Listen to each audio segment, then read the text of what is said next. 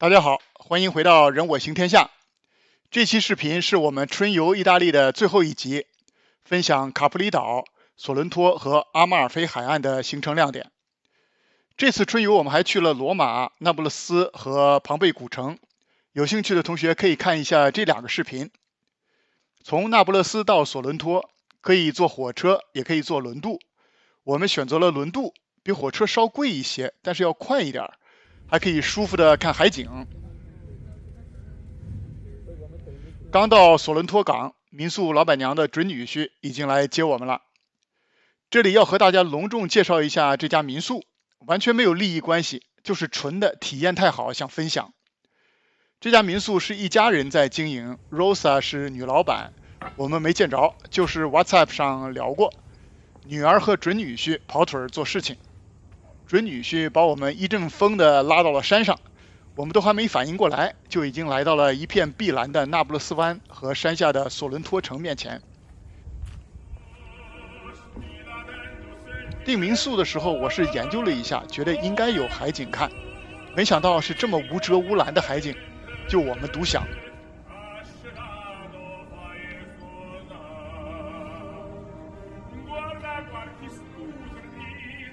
正對面就是維苏威火山，下面是索倫托全景，遠遠的還能看到那不勒斯灣對面的那不勒斯城。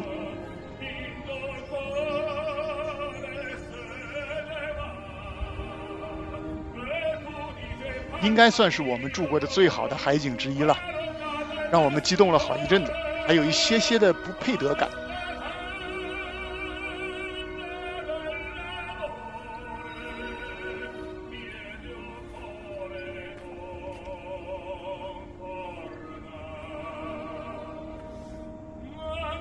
這裡不光是風景漂亮，裡面設施也不錯，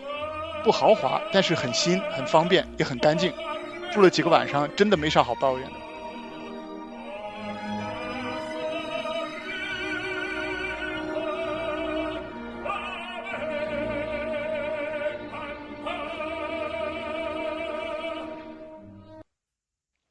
唯一一個問題是在山上，去城裡很不方便，要走一個很陡的台階，10幾分鐘到城裡。下去還好說，上來就真的就是高強度的20分鐘心肺鍛鍊。所以民宿老闆娘想得很周到，我們只要想去城裡就可以安排免費接送。我們不大好意思每次都麻煩他們，還是爬了2次山路。他們還推薦了個本地的旅遊團，我們就訂了去卡普里島和阿馬爾菲海岸的遊船，比自己訂輪渡還便宜。後來發現阿馬爾菲海岸那條線路不錯，卡普里那條有點問題，後面再細說。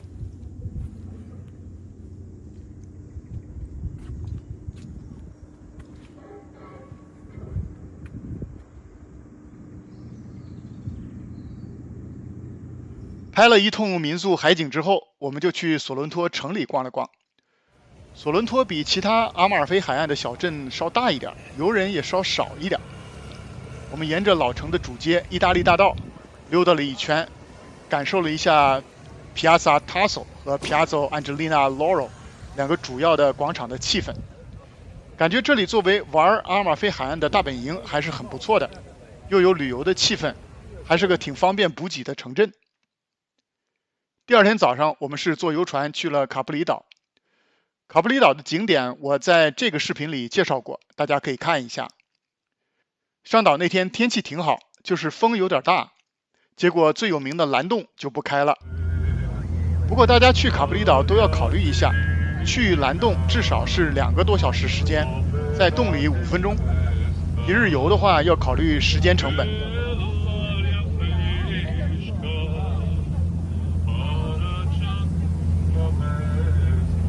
坐遊船的好處是先繞島1周，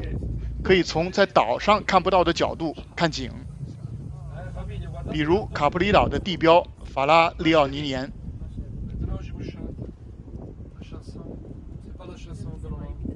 從大港下船以後，去卡普里鎮子可以坐公交，也可以坐齒軌車，都是下船後往右手，就是西面走。我們跟着遊船導遊坐了島上的藍色中巴，價錢貴一些，但是保證有座。我們在島上的時間一共就只有5個小時，所以在卡普里鎮只是看了一下最重要的地標：翁贝托一世廣場、克魯伯路，還有奧古斯都花園。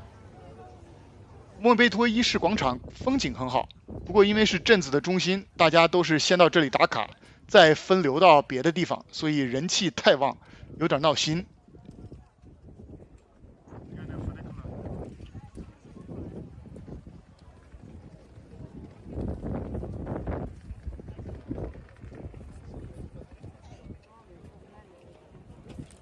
從廣場走到克魯伯路大概10分鐘。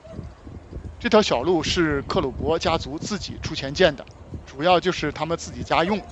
彎彎繞繞的一條小路，從海邊一直上到他們的別墅和花園，挺有意思，很多人打卡。克魯伯路旁邊的奧古斯都花園其實不是羅馬奧古斯都皇帝的花園，就是克魯伯家族別墅的花園，後來改的這個古羅馬風的名字。這個花園不大，但是觀景台視野很好，看法拉利奧尼岩和克魯伯路視角都不錯。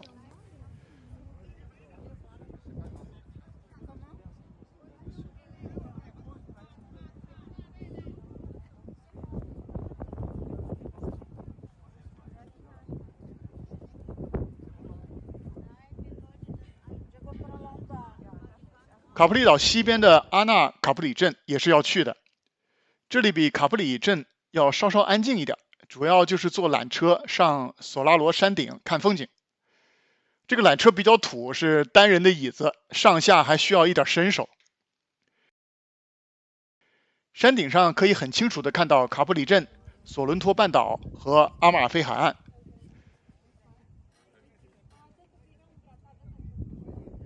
繞過這個餐廳，從後面還能看到維斯威火山。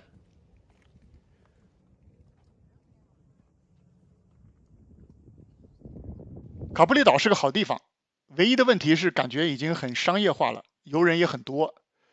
我们遊船團又只給了我們5個小時，也就夠打個卡，所以玩的有點匆匆忙忙，連滾帶爬。可能在島上住個1-2個晚上，看看遊人散去的清晨和傍晚，再慢慢走走，看看幾個別墅和古蹟，感覺應該不同。上次我們在聖托里尼住了3個晚上，體驗確實就和1日遊很不一樣。去阿爾馬菲海岸的那條線路就好不少，因為時間充裕很多。雖然一天跑了3個小鎮，波西塔諾、阿爾馬菲和拉維洛，但就覺得沒那麼趕。阿爾馬菲海岸有2種玩法，我們是1日遊的打卡玩法，每個小鎮幾個小時就差不多了。另一種玩法是選一個小鎮住下來，慢慢欣賞，再走一走那條無敵海景的眾神之路步道。我們因為是第一次來，所以決定海景根據地放在索倫托，其他地方先打一圈卡再說。從索倫托到波西塔諾1個小時不到，小鎮名不虛傳，各種大大小小的彩色房子依山而建，配上清澈碧藍的海水，就是一個經典的明信片級的側顏。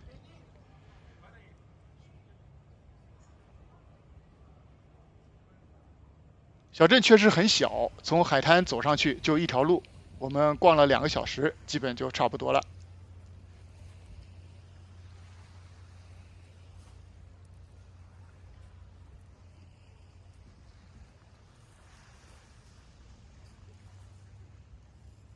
下一站是阿马爾菲，10幾公里的路走了快1個小時，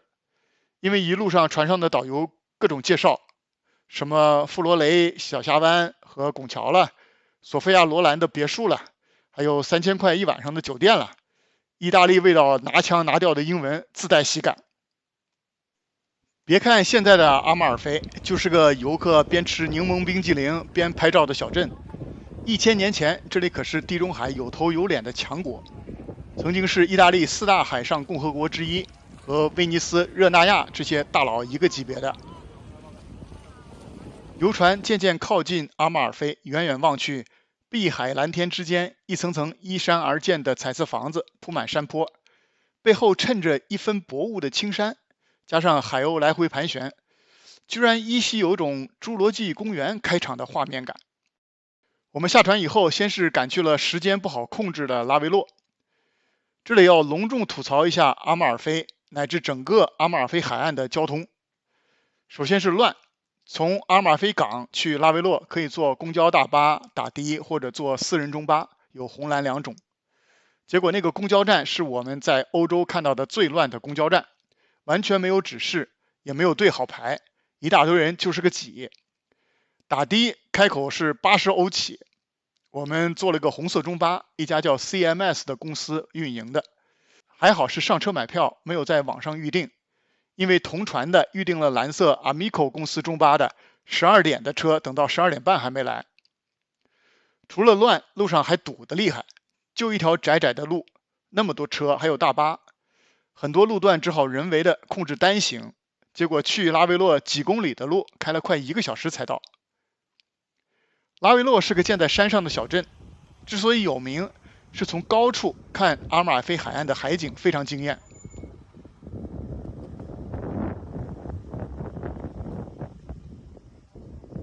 我們聽了前一天當地導遊的話，先去了他說最值得的新波乃別墅，發現確實名不虛傳，不去要後悔的。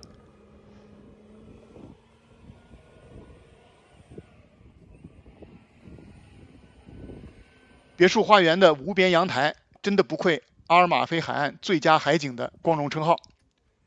腳下是阿爾馬爾菲海岸幾百米高的懸崖，山下的阿特拉尼小鎮和東邊的大鎮馬約里，遠處是意大利本土的群山。如果天氣好，一定不要錯過這個觀景台。那個瓦格納去過的盧弗羅別墅也是個地標，不過我們在新波乃別墅玩得太嗨，又怕回去趕不上船，就沒去。因為盧弗羅別墅就在中巴車站旁邊，花園裡的景色和車站看到的差不多。我們怕下去的時候又堵車，決定從拉維洛走下去回阿馬爾菲。據說一共是700多級台階，結果證明是個非常英明的決定。不但時間可控，而且一路的風景坐車是看不到的。我們倆慢悠悠邊走邊拍，花了1個多小時回到了阿馬爾菲。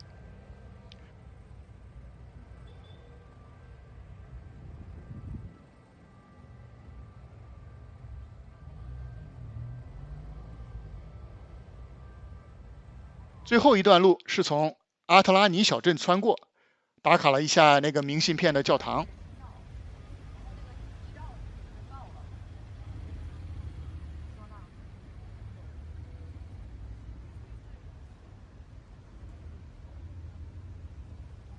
再看看教堂旁邊的小海灘的海水，清得不像話。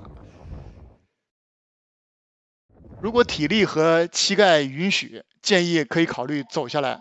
走上去就算了，至少1個半小時的頂級有氧訓練。阿馬爾菲鎮子其實也不大，就是一個阿拉伯諾曼風的大教堂還值得打卡，剩下的也就是買個冰淇淋隨便逛逛。大家都說波西塔諾是阿爾馬菲海岸的顏值擔當，我們倒覺得阿爾馬菲風景一點也不差，可能就是波西塔諾比較小家碧玉，阿爾馬菲稍大氣御姐風一點吧。阿爾馬爾菲海岸風景是真好，美食也不少，這裡盛產檸檬，又大又新鮮，滿大街都是賣檸檬索貝、檸檬酒、limoncello， 還有各種檸檬紀念品的小店。我們在索倫托民宿的幾個晚上都是吃完飯，在露台上對着維蘇威火山，喝着 limoncello， 還有檸檬啤酒，聽着教堂的鐘聲，一點想家的感覺都沒有。阿爾馬菲海岸的海鮮也很讚，索倫托的大港附近很多海鮮餐館，新鮮也不貴。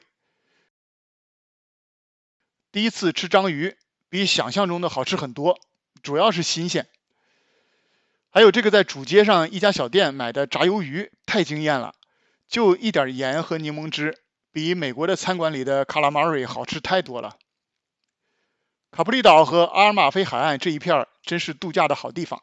海景、古蹟、歷史、美食體驗拉滿，下次有機會肯定還會再去的。好了，今年的南義行程就和大家分享完了，多謝大家觀看，喜歡的話請點讚、訂閱、評論和轉發。